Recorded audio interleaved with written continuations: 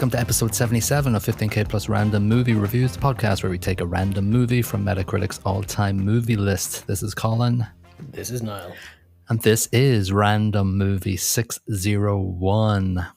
It is The Fugitive from 1993. Runs for 2 hours and 10 minutes. Got a Metascore of 87 and a user score of 8.7.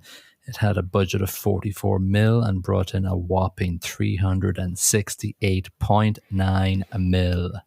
My caramba. That's a wad of cash. It is a wad of cash, and obviously probably propelled Tommy Lee Jones and Harrison Ford towards a lucrative career. Well, Harry was doing quite well already, to be honest. Oh, yeah. But Tommy Lee Jones, there's one particular line that just makes him in this movie. We'll get to it when we get to it, but You can it's say it fantastic. now.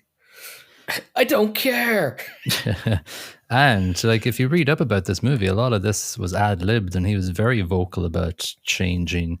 He had a certain line to say there, and he argued, "No, let me say this." And so works, doesn't it? It's just so works.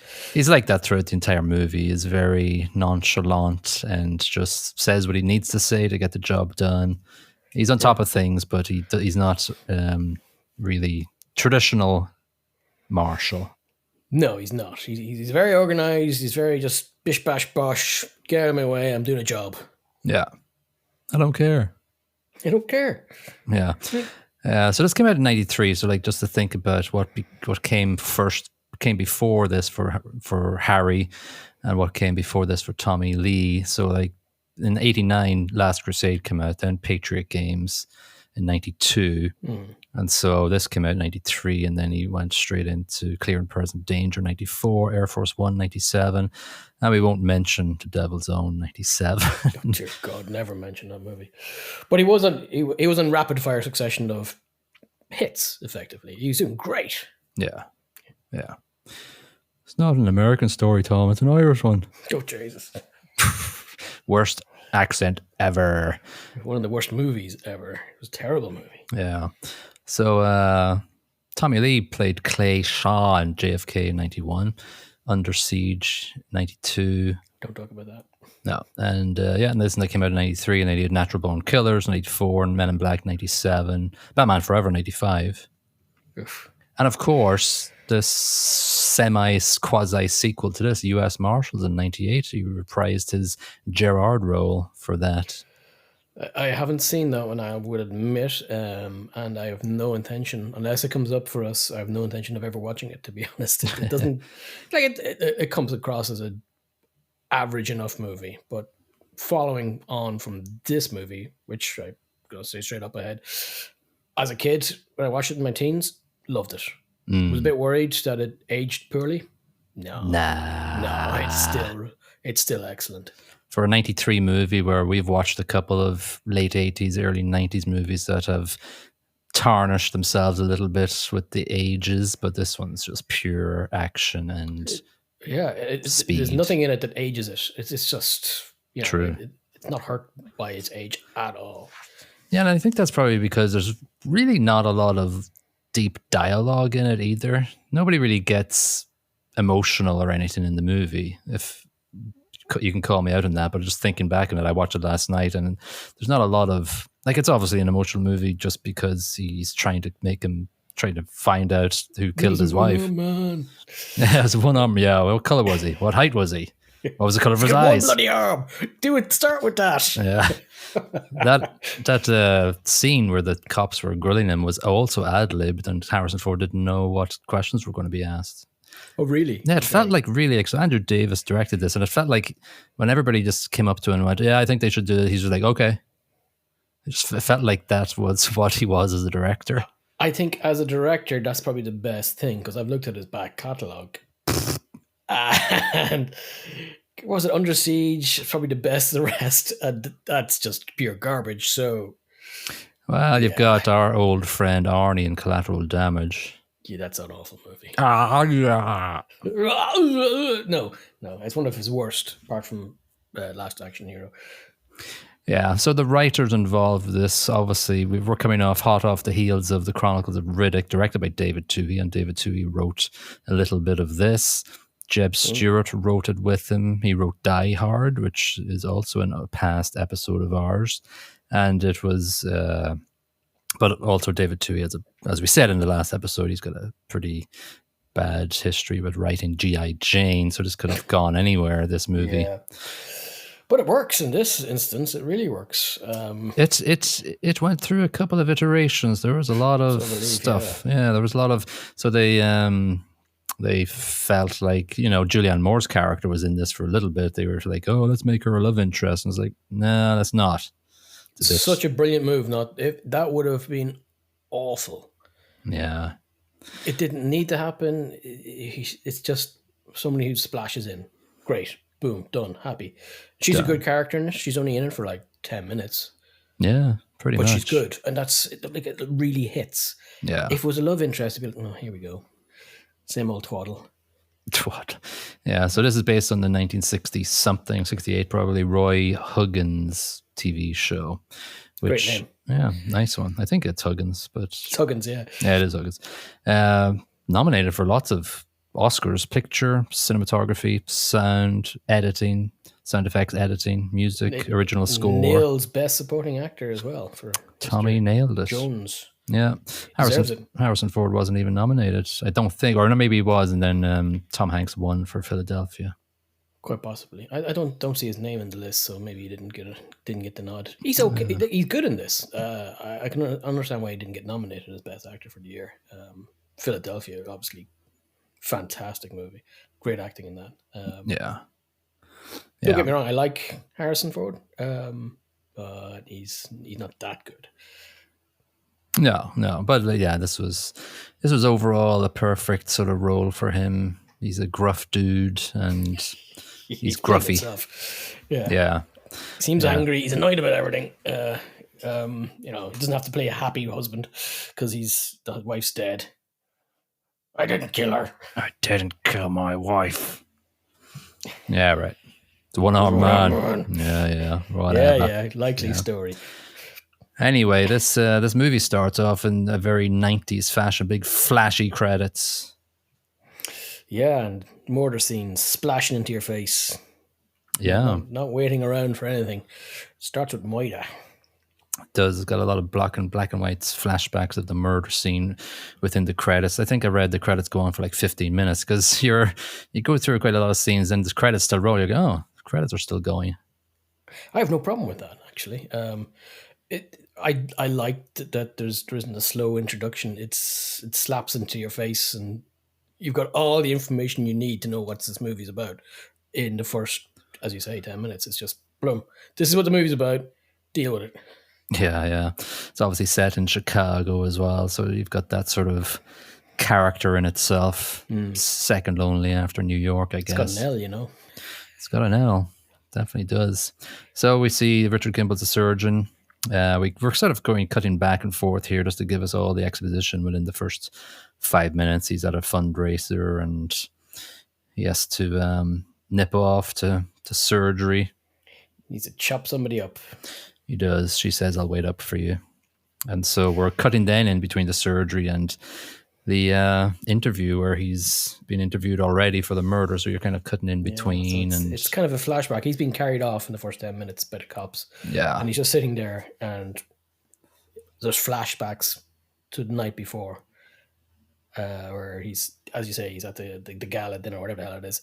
And then going through all the bits and pieces that they're presenting to him during the interview, and his head's just bouncing all over the place with different memories. It's quite well done, actually.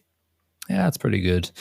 So yeah, they obviously they're eyeing him up in the interview, like giving him the suspicion because this one-armed man thing just sounds a bit ridiculous, It does. Because, I didn't kill my wife. It was a man with no toes.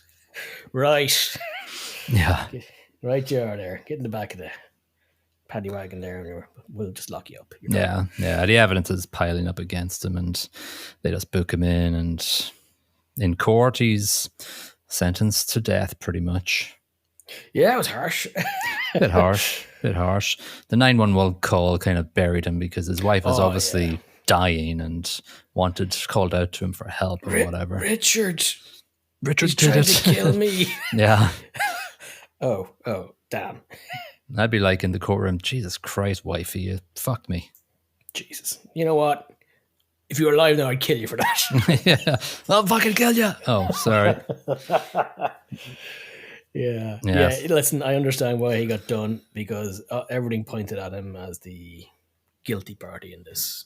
Now, in fairness, the cops didn't try all that hard because they didn't think they had to. Yeah. So the gavel is pounded and he's off on the bus. So we have this sort of classic action sequence where we go from the bus to a train. Yeah, well, there's a scene on the bus where there's a bunch of convicts sitting around Mr. Kimble. They're all looking a bit shifty. And then one guy goes, "Oh, yeah, I'm going to do the thing now." And the other guy's like, "Yeah, let's do it." He starts foaming at the mouth. And, it's standard trope. Like, the guards have to come in to look at the sick prisoner. Yeah. Then punching and stabbing and a bit of a shivving happens. Shotguns are out. Driver gets shot. Uh-oh.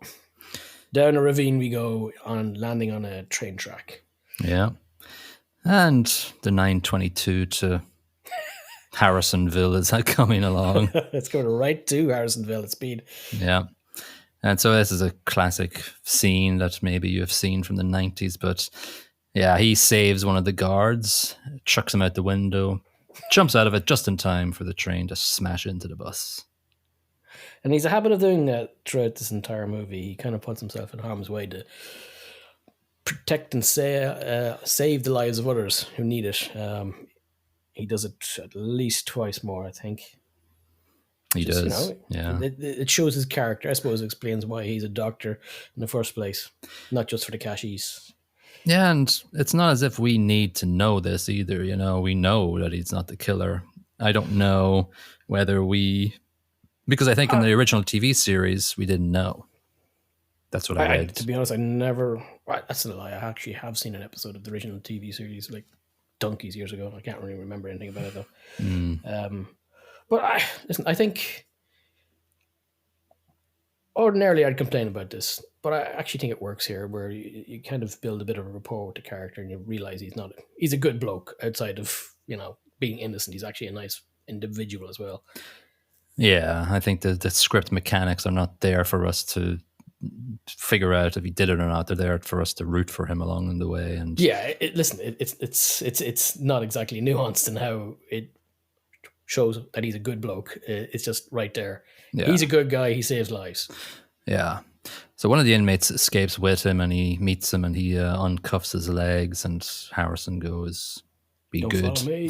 Don't follow me. I'm don't off. follow me. He's off." But that comes back later, so it's important to note that he left as well. And Tommy Lee Jones as Gerard comes in. I love his my. I love all his. It's a bit of a mess. Yeah. He's great. He's great from the outset. He's just so much character on screen. Yeah. So the guy, one of the guards that was not killed or injured, he's like giving a story about how he saved everybody and how he was the hero. Yeah. And TLG's like, are you sure that's how it happened? Yeah. Oh, look, leg cuffs. Leg cuffs, everybody. And then he revises everything he just said, you lying fecker. Yeah. And it's the famous scene. We got to search every doghouse, outhouse, and farmhouse. Such a great speech he gives here. It's about 30 seconds, and it's just punchy. And nobody can deliver a hunting a man speech better than Tommy Lee Jones. Yeah. Well, in the meantime, Kimble is wandered into a hospital first of all, he grabs some clothes from some unwilling construction worker or something. It's a coverall or overalls from a mechanic. Yeah. So he had to get in because he's a bit cut as well. He's got a bit of a wound he needs to suture up. So obviously he can do that. He's a doctor. Yeah. So off he goes and treats himself, gives himself a nice shave, hides in the bathroom. Nicks some poor fella's dinner. And water. I'm really young and parched here. Oh, yeah, I'm off. Hey, doctor, are you? Do no harm. You just made that man hungry, you asshole. Yeah. So Yeah, he legs it anyway, and I don't know why he stole the ambulance. He stole the ambulance because the guy that was coming out of the ambulance was the guard he just saved, True, and yeah. he fingers him. Well, he doesn't finger him. That'd be wrong. Yeah. He spots him, realizes who he is. Kimble slaps a mask over his face and tells them to bring him into surgery because he's got a puncture wound. I'm not going to use the word because I've written it Yeah. down and Upper I'm absolutely sure it's thorax or wrong. something. Yeah. Yeah. Yeah. Anyway, they drag him in, and absolutely, he's 100% sure that in about 2 minutes, he's rumbled. So he nicks the first available vehicle, which happens to be an ambulance, which is handy because it can go to red lights. Yeah. Chucks the sirens on. But of course, that puts up the big alarm bells, and Tommy Lee Jones, Gerard is on top of things. Right away, yeah. Yeah. So they chase him down, and this is the famous dam scene going through all the pipes. Oh, the viaduct. This is such a great scene. Where they're chasing after him. Tommy Lee Jones, Gerard drops or falls down a pipe and drops his gun, which Mr. Kimble picks up and points at him. Right? And this is where he says, I didn't burn him. Oh, wait, no. I didn't kill my wife. Yeah. I don't care. That's where he got his Oscar, and that one line, in my opinion. Just that one line. So good, yeah. It's the nonchalant way he does it. It's just, I don't care. This is my job. It's not my job. I'm going to take you in or shoot you. That's my job. I don't care if you're innocent. But Kimble likes to be a fugitive, so he jumps off the dam. And it's such pop culture reference, or so many times it's been referenced. It was in The Simpsons. I think it was in Family Guy. And I wouldn't be surprised if it was in South Park. It's just so many times this has been referenced. Such a great scene. Yeah. Bit of a stick. That's a bit of a dummy falling down the dam. Like stick. It is a bit. The problem is you're not going to get a stunt double to do that job. No, it's pretty dangerous. Yeah, 1 in a million, they said. Yeah, and nobody survives that. Nobody would survive that. Yeah. I can see how it's potentially possible, where you get down the bottom and you're not just dead yet, but you wouldn't be in great shape. Yeah. But we have to suspend a little bit of disbelief for this piece. True. So we have a whole scene here where TLJ is giving a lot of orders and don't leave any stone unturned. Let's go. There's a great bit of dialogue between him and one of his subordinates, where his subordinate's going, "Why the hell are we doing this? You're insane. He's dead." And Tommy Lee Jones goes, "Yeah, that'll make him easy to find." Yeah. So shut up and go find them. Yeah, he's got great dynamics with his team and dialogue with his team throughout the movie. Him and Cypher work quite well together. Cypher, yeah. So anyway, Kimble washes up on a shore and has a daydream of his and flashbacks of his wife, and wakes up to like find that man echoing in his head. Yep. And he knows what he has to do to clear his name. Go find the one-armed man. Yep. One-armed bandit. So he gets a good tub of Just for Men, doesn't he? He does, and it works quite well. He looks weird with black hair. Yeah. So he gets a car ride with a woman, and so then they hear from somewhere TLJ's team. Oh, they throw you a little bit here, don't they? Little red herring, right? He's been spotted with a woman. Let's roll. They've already got a movie's over. Yeah. Oh, wait. We forgot about the other convict, didn't we? God damn it. It's the other dude. And TLJ pulls a little good move here to take him out. I don't bargain. Exactly. Shoots the other convict in the face while he's holding one of his subordinates hostage. Doesn't bargain. Just turns around and shoots him. Yeah. Pop quiz, asshole. Yeah. So then, it pretty much goes very quickly from then on. Kimble calls his lawyer, says he's in St. Louis. But Is then, there's no L in St. Louis. Yeah, exactly. So TLJ and his team are just listening in on the phone call, and they hear all the things in the background, and they make. And they're like, "Wait a second, that's Chicago." He came home, gentlemen. Yep. Don't tell the mainstream media. Yeah. We want to keep them comfortable. So here is where we meet Dr. Nichols, a good friend Oh, is he of though? Dr. Kimble. Is he though? Of course he is. To be honest, it's not a big surprise when he turns out to be an a-hole. It's Well, kind of, it's you know, one, yeah. it's kind of, he's portrayed as a good friend, and he's going to kind of half lie to the cops for him. But it feels a bit too, too friendly, too good to be true type thing. Yeah, he's so nice as a character. So you Yeah. kind of go, nah. Yeah, he's definitely a prick. Yeah, he's not in this movie just to give him money. That's just silly. Yeah. So he gets a room, Kimble, in this dodgy house with a mum and a son, which is another red herring that comes up later on, pretty soon actually. Yeah. But there's a whole big thing now where he goes to Cook County Hospital and gets into the prosthetics lab and forges a caretaker's ID so he can go back in and grab the information about people who got prosthetics in the past. So, and you know what? I like this. yeah. In a lot of movies, the main characters do silly things over and over again. Dr. Kimble does, as far as I can tell, zero stupid things.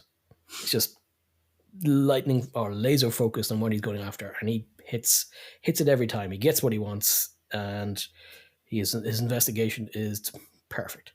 Yeah. Yeah, we sort of have a montage here of Gerard's investigation and also Kimble's research into prosthetics as well. So we have all that happening just to fill us in quite quickly. I heard that Davis actually did so much editing in this movie to just make it go quicker and smoothly, but quite rapidly. And it works. There's no downtime in this movie. No. There's no time for you to relax. It just keeps going at a great pace, and it's another 2-hour movie, isn't it? It's 2 hours 10. Really doesn't come anywhere close to feeling like a 2-hour movie. No. So when he's out, he's actually in the house when there's a raid on the landlady and the son. Yeah, for the son, because the son's been dealing drugs to kids, which is nice. Yeah. In the meantime, he heads out and does some blinds cleaning so we can get the database of all the prosthetic people. Don't come in here. I'm just mopping the blinds. He just random, as he's searching on the database, he just does some random shuffling of his mop on the blinds. So yeah, okay. Nothing to see here. Yeah, I'm cleaning. But in the meantime, the son of the landlady is ratting him out, going, "Yep, that's him. It's Mr. Kimble. He's in my house, so you can let me off now, right?" Yeah, so they raid his room, and obviously he's not there. Yeah. We do have now... They do see the book about prosthetics. They do. And TLJ is thinking, one-armed man, eh? Somebody's doing a bit of an investigation on his own. Maybe he is innocent. Don't care. Okay. Yeah. He still doesn't care at this point. No, he doesn't. No. At the meantime, there's a bit of hullabaloo at the hospital, and Kimble's in there dressed as a janitor, and he sees this little boy struggling and to look at the charts. But the doctor in question just goes, yeah, whatever. Stick him down in A&E. Sure, be grand. Yeah. Kimble's like, nah. So he's asked to bring the kid downstairs. By Julianne Moore. Exactly. Just to bring him down. We're a bit busy. Sure, we're not going to spend any time on him.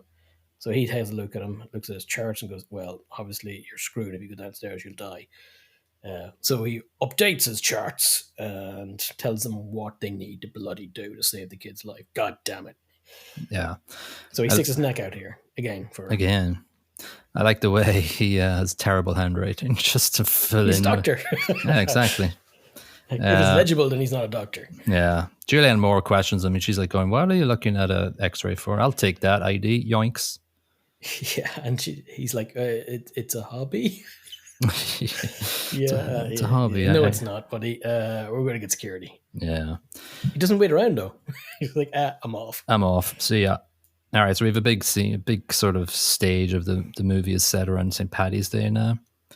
And so Kimble wants to go and see Driscoll, one of the prosthetic people that he found in the database in a sort of prison sort of county jail, I guess, in the middle of the city.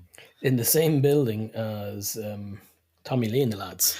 That's right. That's So right. that's cojones for you. Yeah, and they're all like, we can see there's editing here where they're both in the same building at the same time. He heads up to Driscoll, and Driscoll ain't him. Sorry, gotta get out of here. Well, you're in here now. Talk to me. He's like, nope. I'm bored. You Yeah. have to talk to me. Yeah. Which sets off a bit of a scene on the stair. Well, with him and Tommy Lee Jones. It's a very good, well shot, well edited It thing, because he's basically, obviously, as a dumb viewer, thinking, oops, they're on the same staircase, aren't they? No, there's two staircases. Yeah. God damn it. But he sees him and runs after him. Calls Richard. Richard. And he goes, huh? Fell for it. That reminded me so much of what's that World War II movie? Damn it! Don't do this. It's gone. It'll come back to me. Great Escape. Okay. Where well a done. German officer grabs two British officers who are on a German bus, and he says "Good evening" or "Good day" to them, and they go, "Oh, thanks very much." Oh shit, this is in French. So it's kind of like that. A right throwback to that, and it's a great move because he couldn't see the front of his face, and he wasn't sure if it was him, so he just shouts Richard, and obviously Kimble looks around and goes, "Oh crap." Yeah, he's got great intuition, Gerard. He does. He's a good cop. Yes, he's dogged. Yeah, Smart. But again, Kimble outsmarts him. He runs down and then bumps into some cops and goes, "Yo, there's a guy with a gun behind me," or something. Move. Yeah. He's waving his gun around. He wants to kill some women or something. Ah. Yeah. And then another sort of famous scene where he just scrapes through the doors and picks up his hat. Big ball starts chasing him. Yeah. But of course, I love that Tommy Lee Jones' character is like, okay, I'm going to shoot you then. Yeah. Even though he suspects he might be innocent, he starts shooting. Just about misses him. Yeah. The glass wouldn't shatter. Yeah, Tommy Lee Jones didn't want to do that. He didn't want to shoot because it was in a public area, but the director won over that argument. I think Tommy Lee Jones got his way a lot, but not this one. I suspect. And I think that the director was actually right in this. It needed to be shown that Tommy Lee Jones was more than happy to kill the man he was after. Yeah. And the St. Patrick's Day parade was ad-libbed and just done for real. The parade is real. The people are real. Harrison just snuck in and... Real people. Yeah, well, yeah. Real, normies. Real non-actor peoples. Probably drunk. Yeah. So that's just a little bit of a thing where they just sneak through the parade. Kimble puts on a little leprechaun hat and then... top of the morning. Yeah, then he pisses off. There's a press conference where all the cops are very gung-ho, but I think Tommy Lee Jones is quite just non-committal and non-sort of... No comment. Yeah, whatever. I'm out of here. Yeah. So then we cut to Kimble having a Budweiser. It's like, where do you get this money from? He's still on Dr. Nichols' money? You got like $7 off him. Yeah. Whatever was in his wallet. He's also got a suit as well. It's nice. Oh, he did go to a thrift store though. So I'm guessing right. He picked a couple of garments up there. So he's going through the last one-armed man's house, basically. And it's got to be this guy. It's got to be. And so you see links to the charity fundraiser and stuff like that. Yeah. And there's a drug company checks, payment checks or wages made out to Sykes, who happens to be a one-armed man. He finds a prosthetic in a drawer. He sees pictures of the man. And he's like, oi, this is the lad. Yeah, he sort of flashbacks to the struggle he had with them, and the arm is the same one. Yep, he's got his man. Yeah. So what's he do? He calls his good friend, Tommy Lee. Kimble, line 3. Not another Kimble. Yeah. Found a big piece of the puzzle, Gerard.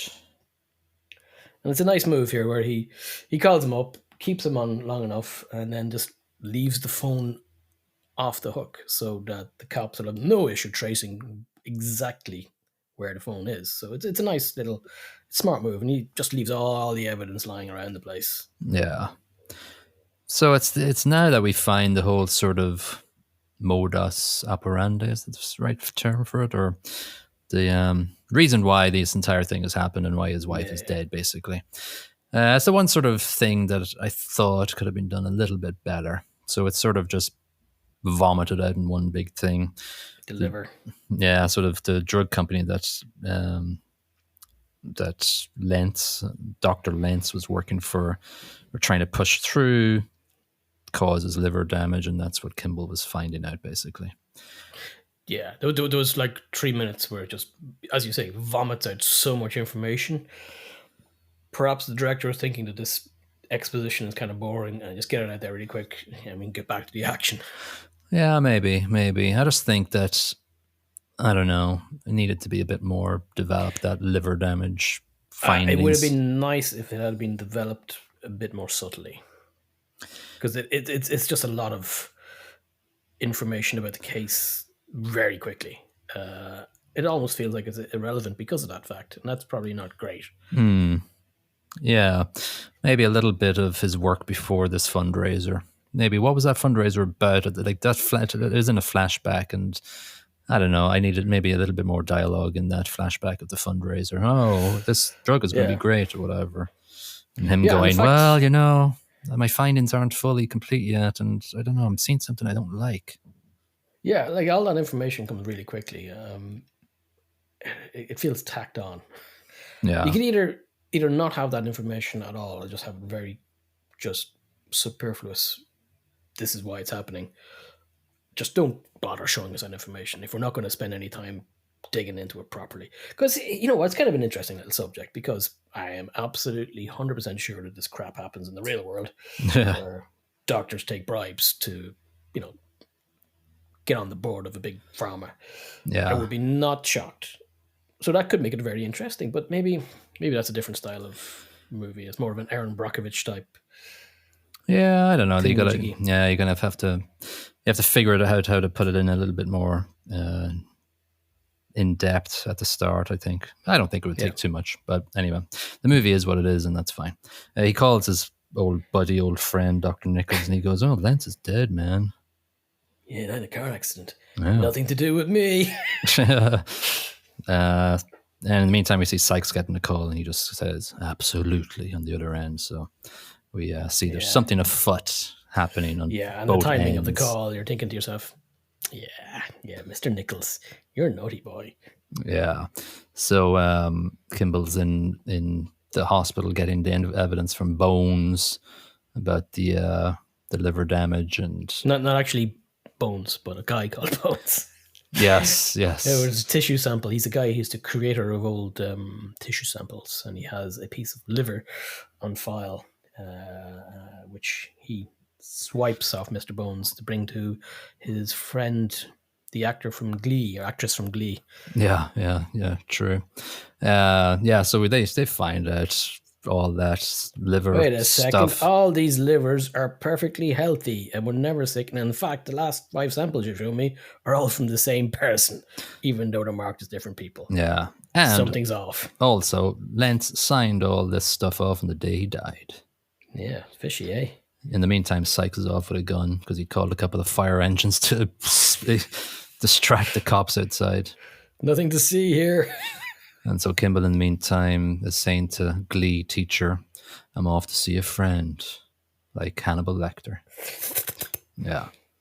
So Nichols is doing a little speech at the Hilton Hotel. Indeed, but In the meantime, TLJ is putting pieces together. He's like, what the hell? We are on the metro, so now you can tell your Scrubs story. I should have wrote down the actor's name, but I'm not going to bother. You tell the story, I'll get his name. So he's on his way to his friend's talk and his acceptance speech of becoming a board member of the drugs company, the farmers company. And on his way there, he's just sitting there, and across from him, a member of the public just sitting there reading a newspaper. And on the front of the newspaper, unfortunately, is a picture of Mr. Kimble.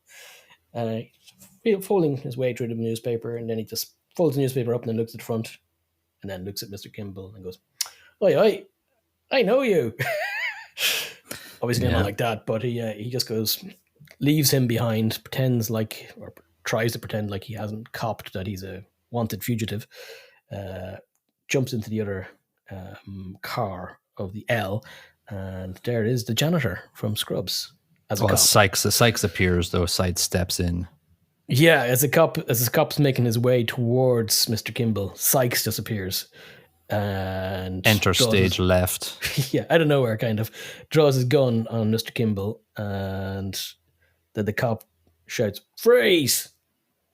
But Sykes is like, "Nah, too quick for you, buddy." Down goes the janitor. Yeah, Very sad. Neil Flynn. That's the guy. Neil Flynn is toast. So, but Kimble beats the shit out of Sykes, and Well, in fairness, he's got 2 arms. That's cheating.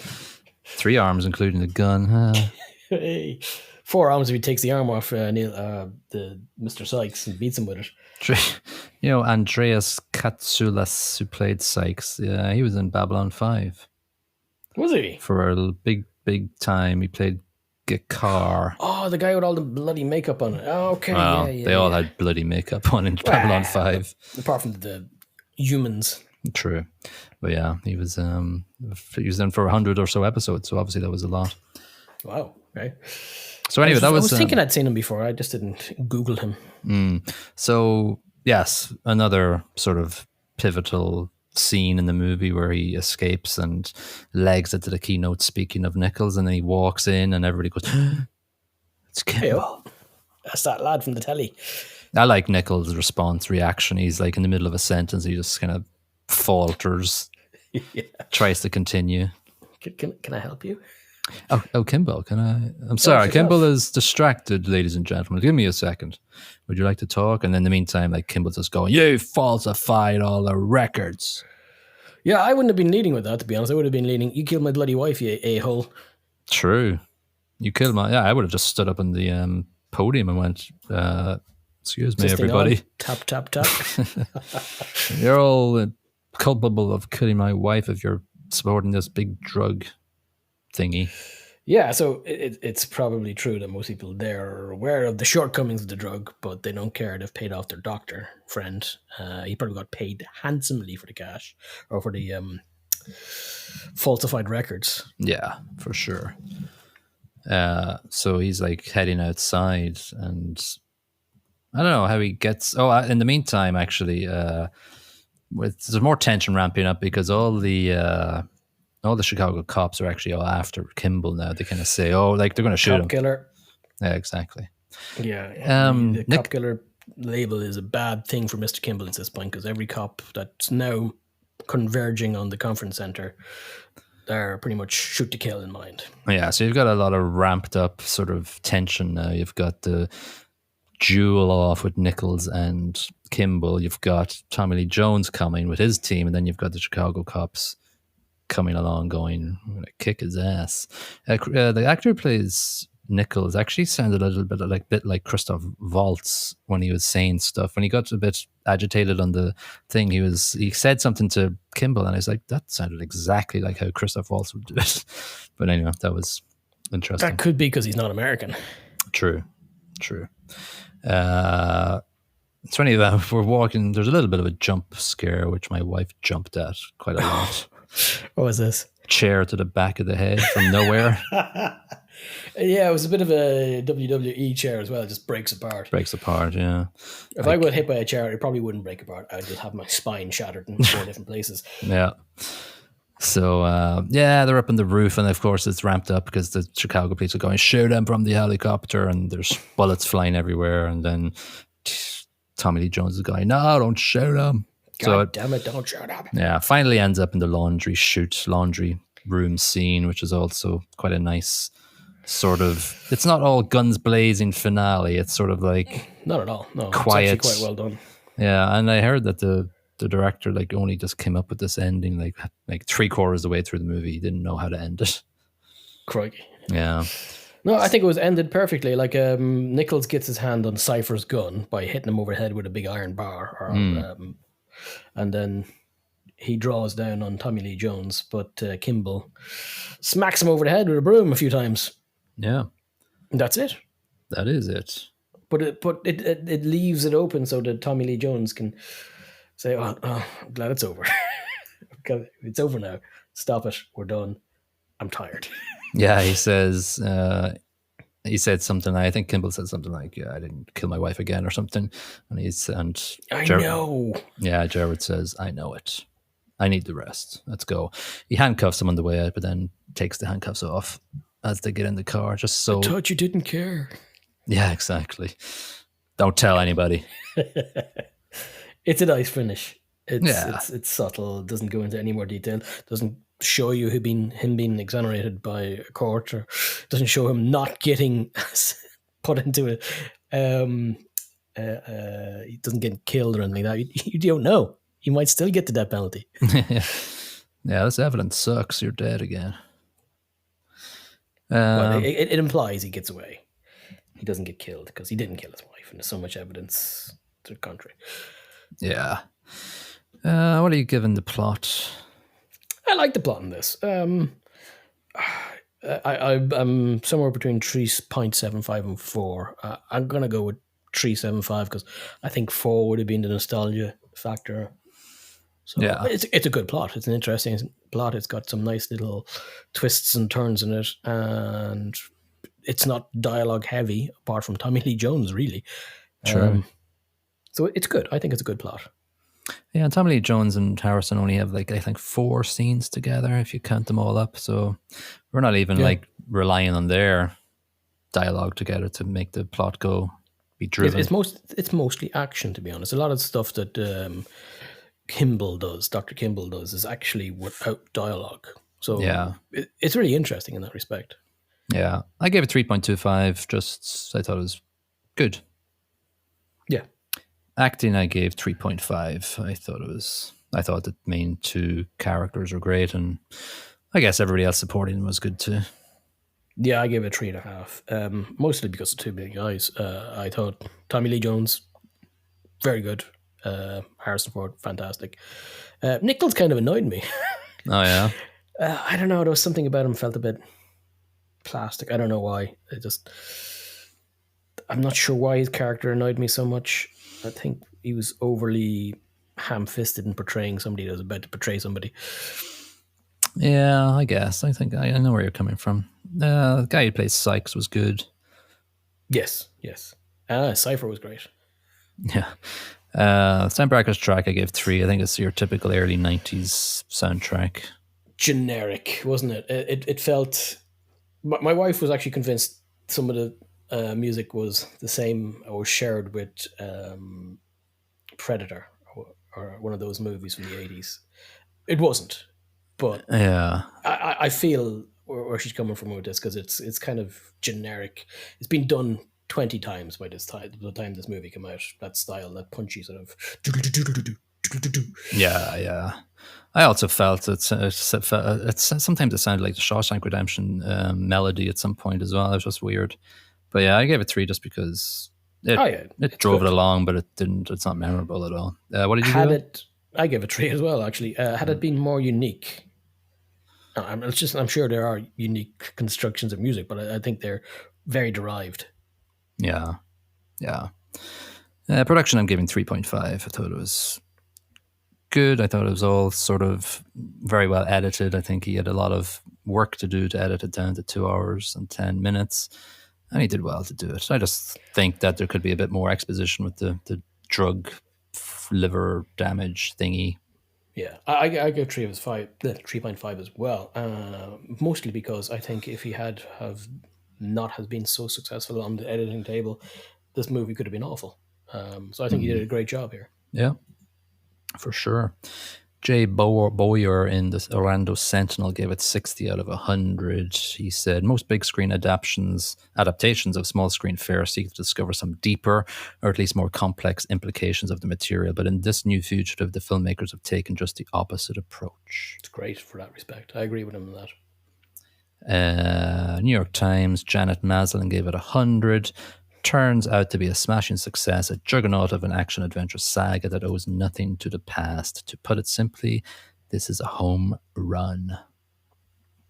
Yeah, why not? I enjoyed it. Yeah, Really enjoyed it. The one below it actually is Roger Ebert, so I'll mention him. I don't really see his name a lot on the movie reviews Because he's dead. Because he's dead. He gave it 100. He said a tense, taut, and expert thriller that becomes something more than that, an allegory about an innocent man in a world prepared to crush him. Very eloquent from Mr. Ebert. Yeah, better than anything we could bloody put That out would there. be hard. No.